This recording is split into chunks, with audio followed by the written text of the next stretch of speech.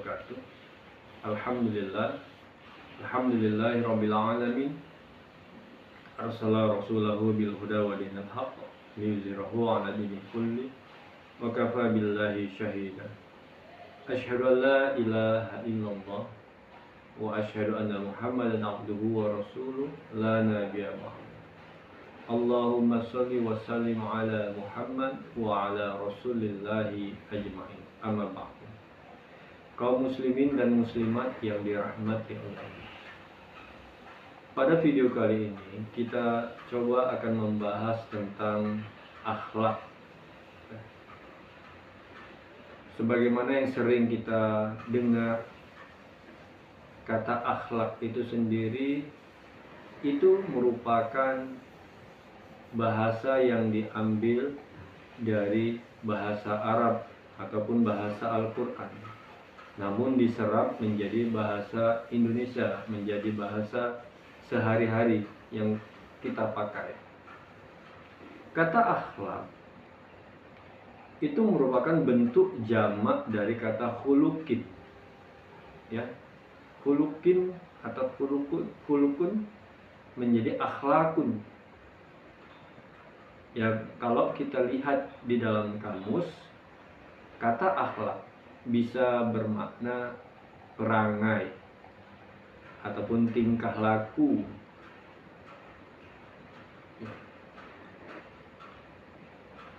Akhlak sangat erat hubungannya dengan kholiq.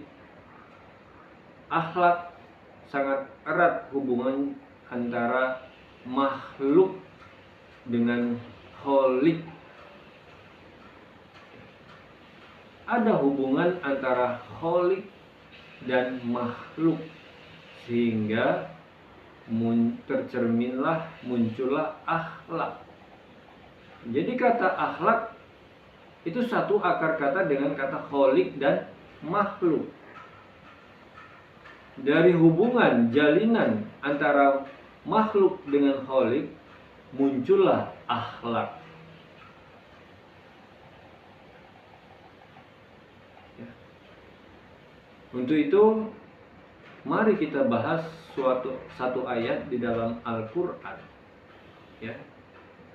Di surat Az-Zariyat ayat 56. Pada ayat tersebut kalimatnya berbunyi, wa ma khalaqtul jinna wal insa illa liya'budun. Kalimat wama, ma dalam bahasa Arab fungsinya adalah nafi. Nafi artinya tidak, menidakkan, mentiadakan. Apa yang dinafikan Allah pada kalimat tersebut? Kalimat khalaqtul jinna wal insa. Ya. Tidaklah kucipta jin dan manusia. Jadi keberadaan kita sebagai makhluk, begitu pula keberadaan jin sebagai makhluk, bisa saja dinafikan oleh Allah, bisa saja tidak dipandang oleh Allah. Kenapa bisa sebegitu? Apabila kita sebagai makhluk tidak mau mengabdi kepada Allah. Kalimat selanjutnya, illa liya'budun, kecuali mereka mengabdi kepadaku. Jadi kuncinya adalah kalimat liya'budun. Ya. Ketika makhluk mau mengabdikan dirinya kepada Allah, mau mengabdi, mau beribadah kepada Allah, maka barulah dia dipandang oleh Allah sebagai makhluknya. Namun sebaliknya, apabila makhluk tadi tak mau beribadah kepada Allah, maka Allah tidak akan memandang dirinya sebagai makhluknya. Karena makhluknya tadi tidak memiliki akhlak di hadapan Allah. Jadi ibadah kita, ya, pengabdian kita kepada Allah itu merupakan cerminan akhlak kita di hadapan Allah.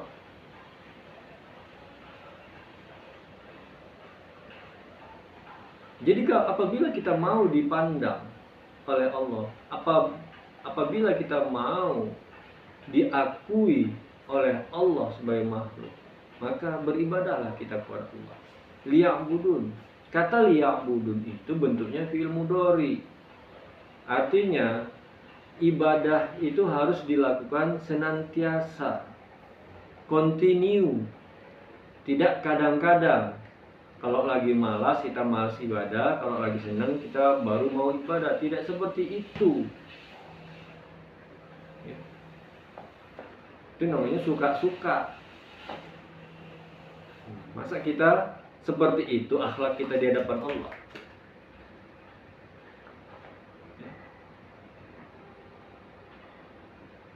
Jadi itu dia.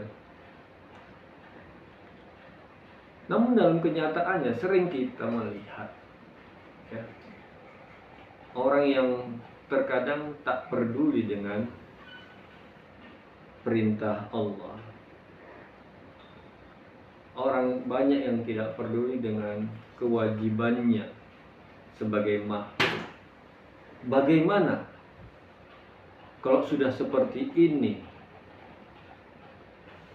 yang terjadi pada diri kita?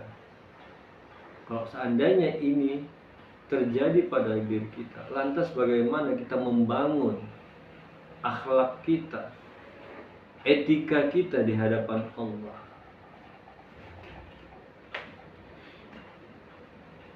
Maka yang pertama yang harus kita pahami dan kita sadari adalah, cobalah kita memahami kita ini adalah makhluk Allah. Itu dulu. Coba pahami. Coba sadari bahwasanya kita ini adalah makhluk. Paham tidak kalau bahwasanya kita ini adalah makhluk? Sama ibaratnya seperti karyawan dalam sebuah perusahaan. Bos perusahaan akan mengakui karyawannya sebagai karyawan apabila dia mau bekerja di dalam perusahaannya. Sebaliknya, karyawan tadi pun akan mengakui bos tersebut sebagai bosnya ketika dia sudah bekerja dalam perusahaannya.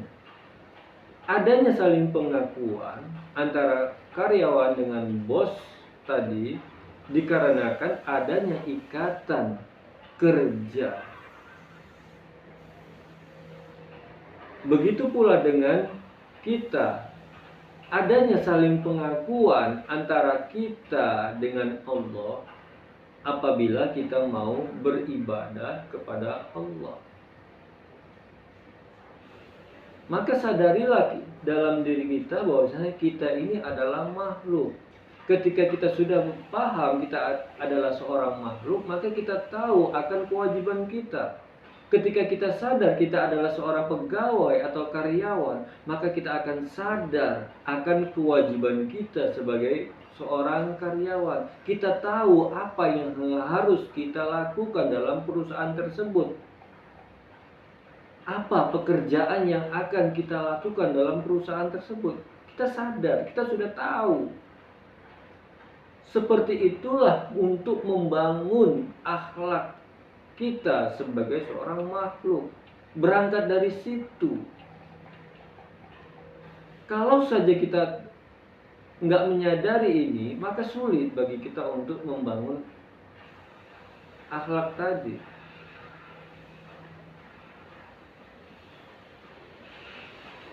Sulit kalau kita tidak menyadarinya. Jadi membangun akhlak sebagai seorang makhluk tadi di hadapan Sang Kholik, Sang Pencipta, lewat kesadaran. Berangkat dari kesadaran. Sadari dulu.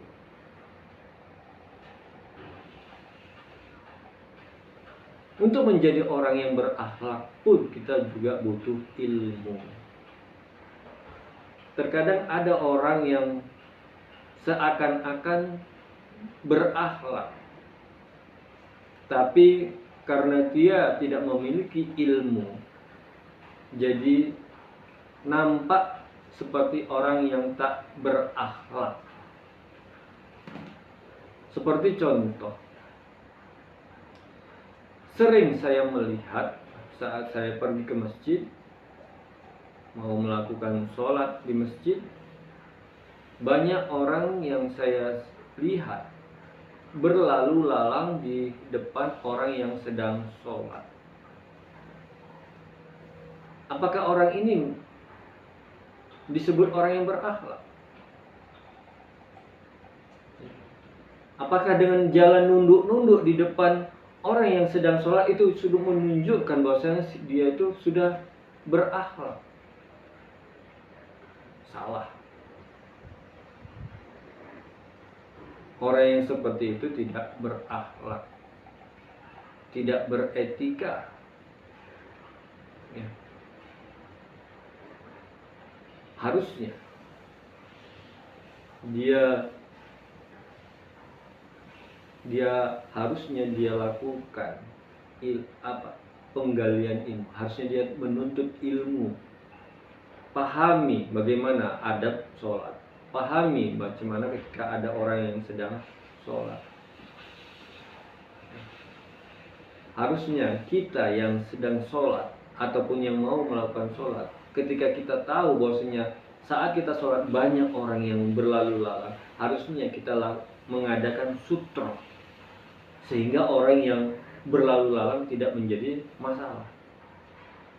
Begitu pula sebaliknya, orang yang mau melewati orang yang sholat, harusnya dia tahu, mengerti bahwasanya orang yang sedang sholat tidak boleh dilewati saat dia sedang sholat.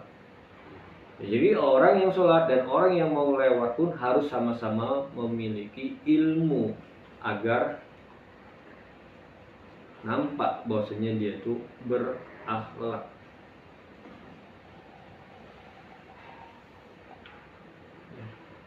Jadi orang berakhlak pun juga butuh ilmu.